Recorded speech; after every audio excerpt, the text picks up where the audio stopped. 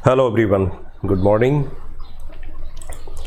Welcome all of you Unacademy पर। मैं मुकेश कटारे। पिछले कुछ लेक्चर आपने देखे जिसमें प्रिपरेशन स्ट्रेटजी के साथ साथ नए सिलेबस के अकॉर्डिंग क्या क्या चीज़ें हमें करना है, क्या छोड़ना है, कौन से टॉपिक को हम कैसे पढ़ें, ये सारी बातें आपके साथ की गई थी। इसमें हिस्ट्री के बारे में बात कर चुके हैं कि हिस्ट्री अगर आप पढ़ते हैं तो कौन कौन से टॉपिक पर ज़्यादा आपको ध्यान देना है। पॉलिटी के बारे में बात की गई, जियोग्राफी के बारे में बात की गई। आज जो हम टॉपिक लेंगे 2020 के लिए, यानी कि इकोनॉमिक्स, यानी अर्थव्यवस्था जिसे हम कहते हैं या अर्थशास्त्र जिसे कहते हैं, तो अर्थशास्त्र इकोनॉमिक्स पढ़ने के लिए हमारी क्या रणनीति हो, कौन सी किताब से पढ़ना है और कौन कौन से टॉपिक पढ़ना है। मुख्य रूप से मैं बात करूँगा कि कौन कौन से टॉपिक पढ़ना है। बुक के संबंध में यदि मैं बात करूं, सबसे पहले कि किताब कौन सी लेनी है जीएस के अंतर्गत यदि आप इकोनॉमिक्स पढ़ना चाहते हो, जिससे ना सिर्फ प्रीलिम्स बल्कि मुख्य परीक्षा का भी कंटेंट कवर हो जाए, तो देखो, एक तो मस्ट है, प्रतियोगिता दर्पण का एक विशेषांक आता है भारतीय अर्थव्यवस्था के नाम से। ये जो विशेषांक है, ध्यान देना, ये जो करेंट की मैगजीन आती है ना हर महीने, उससे अलग है। नहीं तो आप इसको ज़्यादातर स्टूडेंट क्या समझ लेता है कि जो मंथली मैगजीन खरीदता है उसके बारे में बात कर रहे हैं। नहीं, उसके बारे में बिल्कुल भी बात नहीं कर रहे हैं। स्पेशल एडिशन पब्लिश होते रहते हैं। इंडियन इकोनॉमिक्स पीटी का मोस्ट सेलिंग ये पब्लिकेशन, ये जो एडिशन है वो वाला, हिंदी और इंग्लिश दोनों में मिलता है। इसमें भी दो चीज़ें, एक आता है जो पूरा यूपीएससी और सारी स्टेट पीएससी अदर एग्ज़ाम को भी कवर करता है, उसका जो विड्थ है थोड़ा सा मोटी बुक है। और दूसरा, कुछ कई बार ही ऐसा होता है कि मध्य प्रदेश में कुछ इसका आधा हिस्सा भेज देते हैं शॉर्ट करके। तो मैं तो आपको बताऊंगा कि वो जो मोटा सा पब्लिकेशन आता है वो आपको ले लेना चाहिए। और दूसरी किताब क्या पढ़ना है इकोनॉमिक्स के संदर्भ में, जहाँ से आपके बेसिक क्लियर हो जाएं, तो डॉक्टर रमेश सिंह सर की जो किताब आती है भारतीय अर्थव्यवस्था या इंडियन इकोनॉमिक्स, हिंदी और इंग्लिश दोनों में अवेलेबल होती है, मैग्रो हिल पब्लिकेशन। इसका कोई एक एडिशन लेटेस्ट जो भी आया हो वो ले सकते हो। तो यहाँ से आपकी कुछ बेसिक चीज़ें क्लियर होती हैं और यहाँ से करेंट के साथ साथ हमें बहुत सा योजनाएं डाटा के साथ मिल जाती हैं। ठीक है, तो ये दोनों चीज़ों का आप रेफरेंस ले सकते हो। अब आते हैं कि टॉपिक कौन से हैं जिनसे क्वेश्चन आने की संभावना है, वो कौन से टॉपिक है, हमें कहाँ से पढ़ना है। इकोनॉमिक्स से एक ऐसा सब्जेक्ट हो जाता है जो बहुत कम लोगों को समझ में आता है। फैक्चुअल तो रट भी लेंगे कि नेशनलाइज्ड बैंक कितने हैं, योजना आयोग इस डेट को बना था, नीति आयोग इस डेट को बना था, ये, मगर इसके जो बेसिक कंसेप्ट जहाँ उलझाने वाली बातें की जाती हैं उनमें थोड़ा सा समस्या आ जाती है। जैसे उन्होंने पूछ लिया कि इकोनॉमिक रिफॉर्म्स जो हैं उनको बताओ, और इकोनॉमिक रिफॉर्म्स भारत में विकास के लिए कितने उपयोगी हुए, आलोचनात्मक समीक्षा करो। तो इस टाइप के क्वेश्चन बनना थोड़ा मुश्किल हो जाता है। तो पहले मैं एक बार आपको वो इंडेक्स बता दूं कि कौन कौन से टॉपिक इसमें इकोनॉमिक्स में आपको पढ़ना है, जहां से क्वेश्चन आने की संभावना सबसे ज़्यादा होती है। राइट, तो देखो, शुरुआत जो करते हैं इंडियन इकोनॉमिक्स या भारतीय अर्थव्यवस्था, कुछ बेसिक से इसमें जो टर्म आते हैं वो टर्म आपको ज़रूर कर लेना है। जैसे कि बेसिक डेफिनेशन, इकोनॉमिक्स क्या होती है, इकोनॉमी किसे कहते हैं, है ना। इनके टाइप्स आते हैं, टाइप्स मतलब प्राइमरी, इसी में आएगा द्वितीयक, तृतीयक, ये थोड़ा सा पढ़ लो, समझ लो। फिर इसी के बाद फिर आपको यहाँ पढ़ने को मिलती है एग्रेरियन इकोनॉमी, कृषि प्रधान अर्थव्यवस्था, औद्योगिक अर्थव्यवस्था और सेवा क्षेत्र वाली अर्थव्यवस्था। यानी 3 सेक्टर में यहाँ प्राइमरी, सेकेंडरी, टर्सरी में डिवाइड करते हैं और उसके बाद एग्रीकल्चर, इंडस्ट्री और सेवा क्षेत्र में डिवाइड करते हैं। तो इनके कॉन्सेप्ट फिर यहाँ पर आ जाता है कुछ बेसिक टर्मिनोलॉजी जो मैंने अपने पुराने लेक्चरों में बताई भी है यहाँ पर, जैसे गुड्स किसे कहते हैं, प्रोडक्ट किसे कहते हैं, सर्विस किसे कहते हैं। राइट, इसके बाद फिर यहाँ पर जो बेसिक कंसेप्ट आता है जीडीपी, आपको पता हो, जीडीपी से जुड़ी अन्य धारणाएं होती हैं, जैसे जीडीपी तो ग्रॉस डोमेस्टिक प्रोडक्ट, तो एनडीपी भी मालूम हो।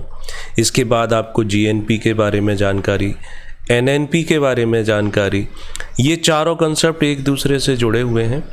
उसके बाद फिर आता है नेशनल इनकम अलग से, पर कैपिटा इनकम प्रति व्यक्ति आय। ये तो मैं आपको ट्रेडिशन बातें बता रहा हूँ कि इनके कि ये होती क्या है, ये क्लियर कर लो।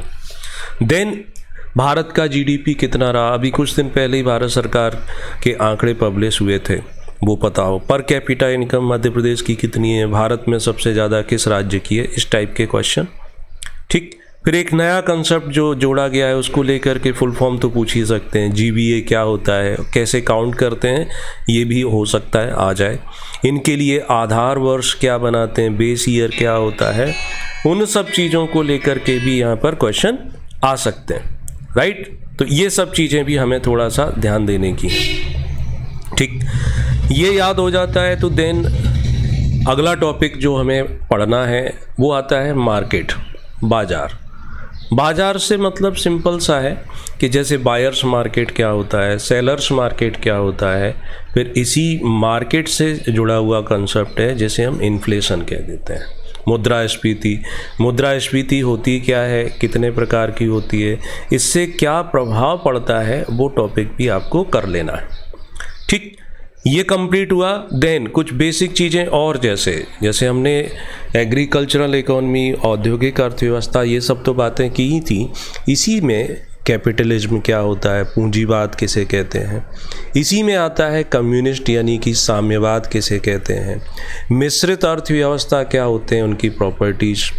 राइट, अब पूरा फोकस करेंगे कहाँ, हम बात करेंगे प्लानिंग पर। यहाँ से भी क्वेश्चन आज भी आते हैं। बेशक हमारे यहाँ पंचवर्षीय योजनाएं समाप्त हो गई, बट पंचवर्षीय योजनाएं 70 साल तक हमारे देश में चलती रहीं, जिन्हें हम आर्थिक नियोजन के नाम से जानते हैं, इकोनॉमिक प्लानिंग के नाम से जानते हैं।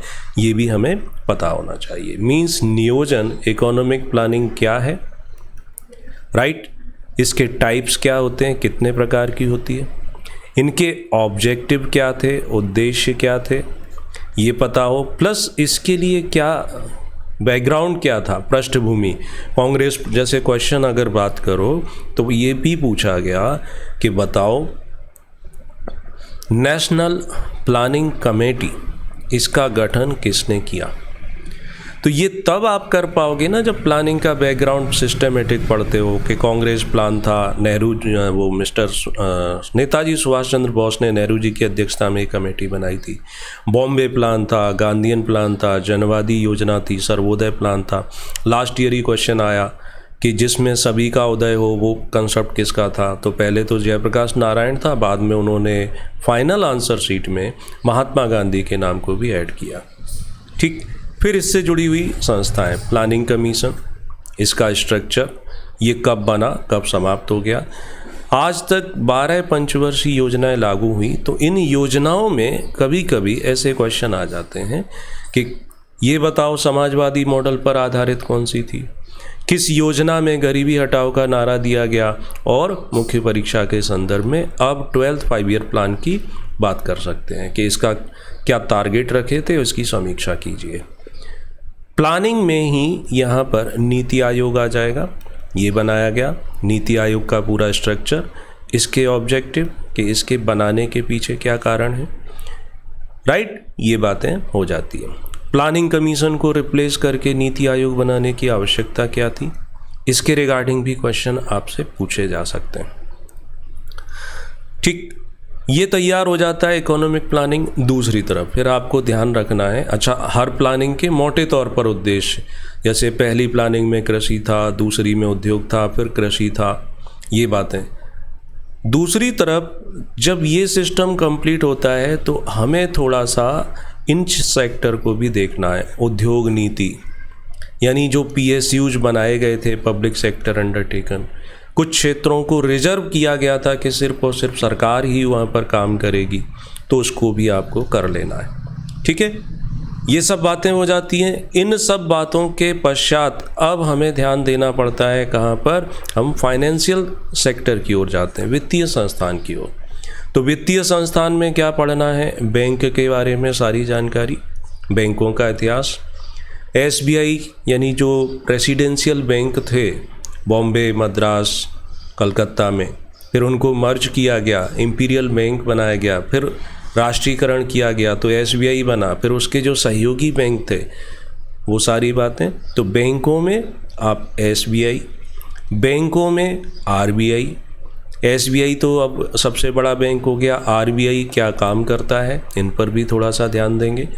नेशनलाइज्ड बैंक जो थे, ठीक, नेशनलाइज्ड बैंक के साथ साथ यहाँ पर बैंकिंग सेक्टर में जो आरआरबीज की स्थापना की गई, रीजनल रूरल बैंक्स, उनसे भी कोई क्वेश्चन आ सकता है। प्राइवेट बैंकों को कब अलाउ किया गया, देसी और विदेशी जो बैंक हैं उनसे क्वेश्चन आ सकते हैं। तो ये फैक्चुअल के साथ साथ इनकी अब टर्मिनोलॉजी, जैसे कि मॉनेटरी एंड क्रेडिट पॉलिसी आती है तो उसके अंतर्गत आपको सीआरआर क्या होता है और कितना है, वैसे क्या होता पे ज़्यादा आते हैं, एसएलआर क्या होता है, बैंक रेट जो है वो किसे कहते हैं, यहाँ पर repo rate, reverse repo rate, ठीक, मार्जिनल स्टैंडिंग फैसिलिटी रेट, ये आप बहुत आवश्यक टर्म है, इनसे क्वेश्चन आ जाता है। नॉन परफॉर्मिंग एसेट्स क्या होता है, बेसेल नॉर्म्स क्या बनाए गए हैं। तो बैंक से संबंधित ये सारी की सारी बातें इसमें आपको ध्यान देनी है।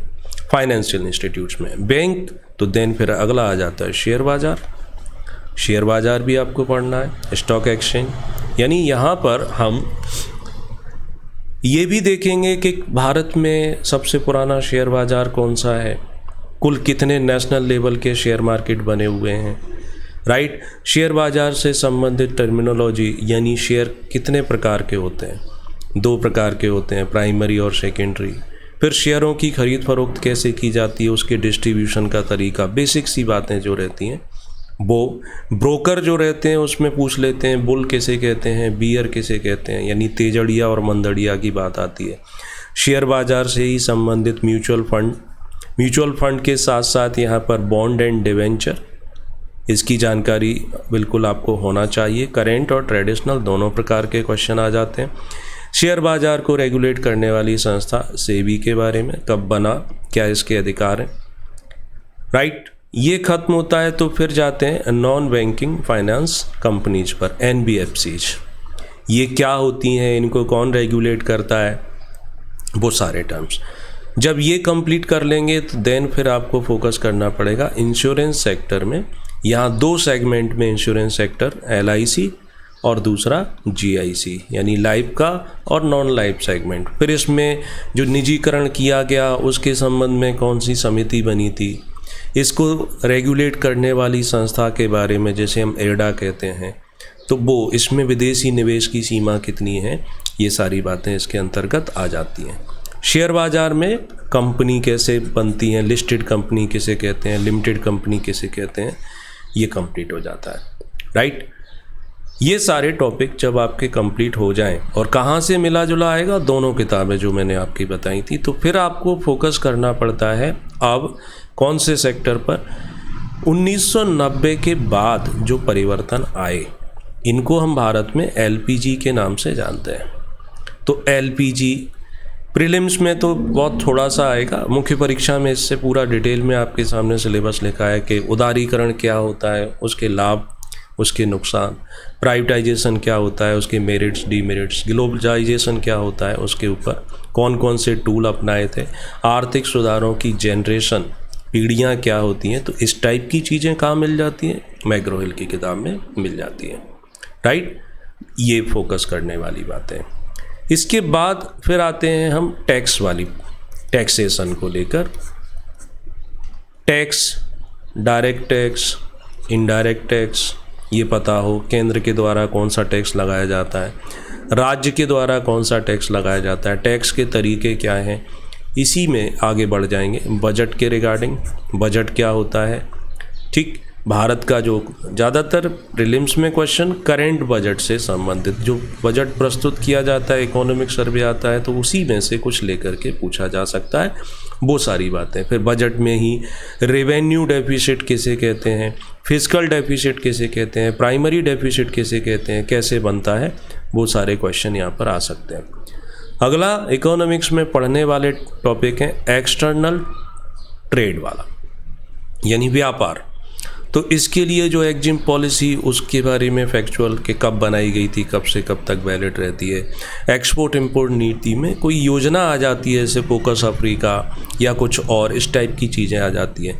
फिर यहाँ पर पूछते हैं कि बताओ भारत का सबसे ज़्यादा व्यापार जो है इंपोर्ट किस देश से करते हैं, एक्सपोर्ट किस देश से हमारा सबसे ज़्यादा होता है ना, किसके साथ हमारा जो व्यापार है वो पॉजिटिव है, किसके साथ हमारा व्यापार जो है नेगेटिव है, भुगतान संतुलन किसे कहते हैं, राइट। व्यापार जो होता है उसमें करेंट अकाउंट या कैपिटल अकाउंट, इसके बारे में कन्वर्टिबिलिटी ऑफ रुपीज़, रुपए की पूर्ण परिवर्तनीयता को लेकर क्या है, 40-60 का रेशियो है, 60-40 का रेशियो है, ये सारी जानकारी होना चाहिए, राइट। फिर आपको इकोनॉमिक्स में पढ़ना पड़ता है गरीबी। गरीबी से मतलब है मुख्य परीक्षा के पॉइंट ऑफ व्यू से गरीबी क्या होती है, गरीबी के टाइप्स क्या होते हैं, ठीक, प्रकार बताओ, और इस गरीबी को कैसे परिभाषित करने के लिए अलग अलग, जैसे रंगराजन समिति भी बनी, तेंदुलकर समिति बनी, यहाँ योजना आयोग इनके लिए काम करता था। एक सापेक्ष गरीबी होती है, एक निरपेक्ष गरीबी होती है। प्रीलिम्स में रिगार्डिंग आएगा डाटा, मतलब कितने प्रतिशत गरीबी है उसको लेकर के बात की जाती है। गरीबी को कैसे दूर कर सकते हैं उसके संबंध में सुझाव, गरीबी को दूर करने के लिए चलाई जाने वाली कुछ योजनाओं को भी पूछ सकते हैं। भारत सरकार की योजनाएं और राज्य सरकार दोनों की योजनाओं पर यहाँ पर क्वेश्चन आ सकते हैं। गरीबी, उसके बाद आता है बेरोजगारी, अनएम्प्लॉयमेंट। बेरोजगारी किसे कहते हैं, इसके टाइप्स पे ज़्यादातर पूछ लेते हैं, छिपी हुई बेरोजगारी, मौसमी बेरोजगारी, अल्प बेरोजगारी, इस टाइप की चीज़ें। बेरोजगारी को दूर करने के लिए चलाई जाने वाली योजनाएं, गरीबी जैसे गिनी कोफिशिएंट, ये सब चीज़ें यहाँ पर आ सकती हैं, तो इन पर भी आपको ध्यान देना है। गरीबी और बेरोजगारी संबंधित बातें हो जाती हैं, ओके। अब कौन सा सेक्टर बच जाता है हमारा इकोनॉमिक्स में जहाँ से क्वेश्चन आ सकते हैं, तो इस इकोनॉमिक्स में ही हम क्या करते हैं, आधारभूत संरचना से संबंधित, यानी ट्रांसपोर्टेशन को पूछ सकते हैं। ट्रांसपोर्टेशन में रेल, सड़क, हवाई, तो उससे संबंधित बातें इसमें भी आती हैं और उनको हम जियोग्राफी में भी पढ़ लेते हैं, तो क्यों ना यहीं से तैयार कर लिया जाए, ठीक, ये सेक्टर हो जाते हैं। फिर इकोनॉमिक्स में कुछ डाटा मध्य प्रदेश के विशेष संदर्भ में लिए जाते हैं, तो वो मध्य प्रदेश वाले टॉपिक में आप उसको जोड़ करके कर सकते हो। और अंत में आता है कि विभिन्न योजनाएं हमेशा परेशान करती हैं, और वो योजनाएं ऐसी नई पुरानी सभी प्रकार की। कुछ समितियों से क्वेश्चन आते हैं, प्रमुख समितियां कि कौन सी समिति का संबंध किससे है। तो योजनाएं और समितियों को तो पीडी का एक पेज लास्ट में दिया है, 2 पेज, उसमें लगभग 100 समितियां हैं, 20-25 समितियां महत्वपूर्ण हैं, उनको याद कर लेना चाहिए। और योजनाएं जो नई पुरानी हैं उनको नई योजनाओं के नाम से किसी को मर्ज कर दिया गया, उनको चलाया जा रहा है, उनसे भी क्वेश्चन आते हैं। तो ये भी पीडी में अपडेट होकर के आती रहती है, इनको आपको कर लेना चाहिए। बस इतना सा आप कर लोगे तो यहाँ से आपके क्वेश्चन बनने शुरू हो जाते हैं।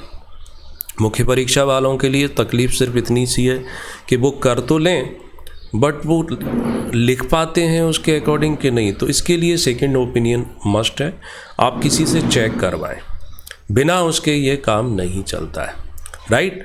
तो उसके लिए एक आपके पास टूल है, वो है अनअकैडमी प्लस, वो ज्वाइन कर सकते हैं, राइट। तो अनअकैडमी प्लस आपको इसके लिए काफ़ी सपोर्ट करता है, बहुत हेल्पफुल प्लेटफॉर्म है ये। यहाँ पर ज्वाइन करने के लिए रेफरल कोड आपको मुकेश लाइव का यूज करना होता है। फ्री टेस्ट सीरीज यहाँ पर आपको मिल जाती हैं। यहाँ पर मेरी जो क्लास है डेली रहती है, यहाँ मैं एथिक्स की क्लास ले रहा हूँ पेपर 4 के लिए शाम को 4 बजे। जियोग्राफी की क्लास रात को 9 बजे रहती है। पेपर 3 जो एनवायरनमेंट संबंधित है, इसकी क्लास स्टार्ट होने वाली है, कल से ये स्टार्ट हो जाएगी, सुबह 10 बजे रहती है। मात्र 17 रुपये पर डे खर्च होता है और आप अपने घर से पढ़ सकते हैं। लाइव डाउट क्लियरिंग सेशन का बेनिफिट ले पाते हैं, EMI का ऑप्शन मिल जाता है, भारत के टॉप एजुकेटर की क्लास अटेंड कर पाते हो। अनअकैडमी पर एक फ्री चैम्पियनशिप चल रही है MPPSC के लिए, जिसमें 2 टेस्ट हो गए हैं, तीसरा जो है वो आज है, तो उसको एनरोलमेंट आपने करा लिया होगा। किसी कारण से आज का यदि मिस हो जाता है तो अगला वाला जो टेस्ट है 28 जून को रहेगा, तो इसको भी आप एनरोल करा सकते हैं। इसका लिंक जो है इस वीडियो के डिस्क्रिप्शन में मिल जाता है, राइट। तो ये आप कर सकते हो। अनअकैडमी प्लस में 1 मंथ सब्सक्रिप्शन ले सकते हो। अगर आपको लगता है कि पहले पता तो चले कैसा है यहाँ पर, तो ये यहाँ से शुरुआत कर सकते हो। 3 मंथ, 6 मंथ, 12 मंथ, 24 मंथ का यहाँ पर ऑप्शन रहते हैं। मैं रिकमेंड करता हूँ कि 1 साल का 7,000 रुपये जो फीस है वो ले लेना चाहिए, बट ये 7,000 भी आपको पे नहीं करने होते हैं। रेफरल कोड में मुकेश लाइव यूज करते हैं तो 10% डिस्काउंट मिल जाता है और ये 6,300 रुपये हो जाता है। ये डिस्काउंट हर कैटेगरी में एप्लीकेबल होता है, राइट। तो ऐसे करके हम इसको कर सकते हैं, ठीक है। तो इकोनॉमिक्स कौन से टॉपिक पढ़ना है वो चीज़ें हैं। देन इसके साथ साथ मैं अब उनकी बात करूं, इकोनॉमिक्स पढ़ते समय जो गलतियां हम करते हैं। होता क्या है कि जैसे करंट के नाम पर आज की डेट में हो ये रहा है कि डे बाई डे में रोज़ इतने तथ्य दिए जा रहे हैं आपको, वो किसी भी काम के नहीं होते। हर दिन करंट का एक लेवल होता है कि कहाँ से क्वेश्चन बन सकते हैं। कोई भी चीज़ करंट थोड़ी हो जाती है कि बस पढ़ने का मतलब है 100 फैक्ट तोड़ मरोड़ के रख दिए जाते हैं, राइट।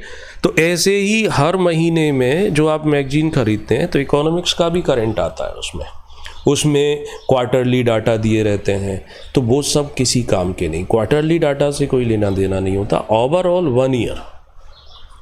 1 ईयर के जो बड़े डाटा आते हैं, जैसे अभी क्या हुआ कि हमारे डाटा रिलीज हुए जिसमें जीडीपी की ग्रोथ रेट बताई गई, इसमें एक तो क्वार्टरली था 3 महीने का, वो हमारे किसी काम नहीं आता। ओवरऑल जो पूरे साल भर का निष्कर्ष निकल के आता है वो महत्वपूर्ण होता है, तो उस पर ध्यान देने की आवश्यकता होती है, राइट। तो ये तो रही एक प्रिपरेशन की बात। वीडियो आपको पसंद आया हो तो लाइक कर दें, कोई क्वेरी है तो कमेंट कर दें, और इसके अलावा अन्य कोई किसी भी प्रकार का डाउट है तो अनअकैडमी प्लस पर भी आप वहाँ पर फ्री क्लास रहती है, उसमें भी पूछ सकते हो।